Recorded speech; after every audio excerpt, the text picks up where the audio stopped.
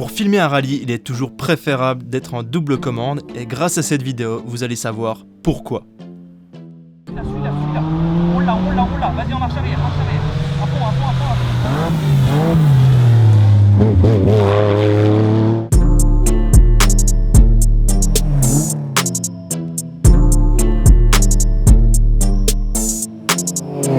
Et tu la suis après. Ouais, je l'ai, vas-y, continue.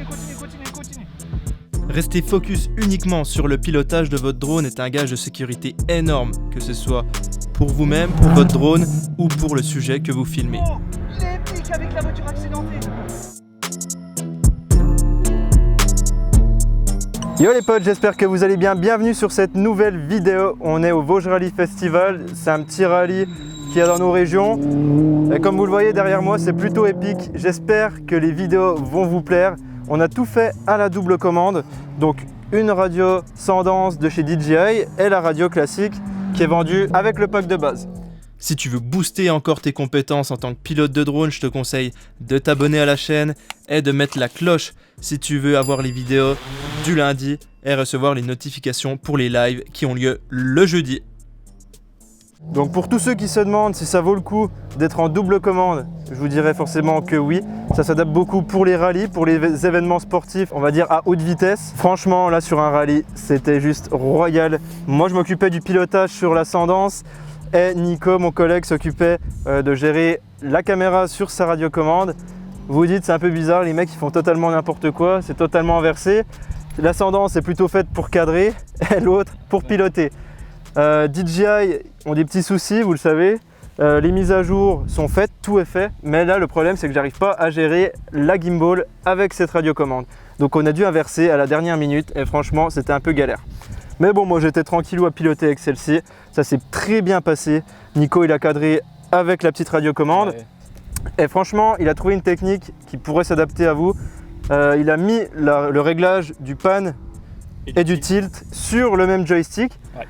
Donc sur le joystick de droite. Et en fait, il pilotait uniquement avec une main. Piloter toute ma caméra avec un seul joystick, ce qui me permettait d'être vraiment fluide et d'avoir des mouvements de travelling et autres, de vraiment suivre les voitures hyper fluide quoi. Voilà. De façon hyper fluide et comme vous le voyez sur les vidéos. Donc en tout cas, prévoyez toujours si vous voulez filmer du rallye. Vous voyez, moi j'ai une batterie ici et une batterie dans la radiocommande. Là je suis à la fin de ma demi-journée de tournage, on va dire, j'ai filmé 2-3 heures de temps. La batterie de la télécommande est déjà à 30%. Donc prévoyez au moins 2 voire 3 batteries pour chaque. Idem pour le drone, on a filmé 2-3 heures. J'ai bien usé 6 batteries d'Inspire 2. Donc 12 batteries on va dire d'Inspire 2. Donc c'est quand même énorme. C'est vachement énergivore, même si là il fait pas froid forcément.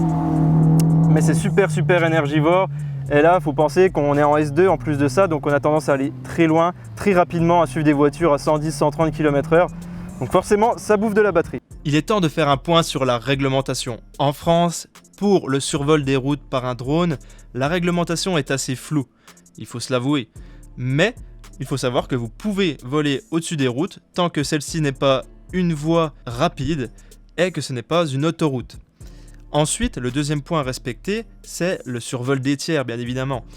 Tant que cette personne est dans sa voiture avec les vitres fermées, cette personne n'est pas considérée dans le périmètre aérien, donc vous pouvez survoler a priori cette route.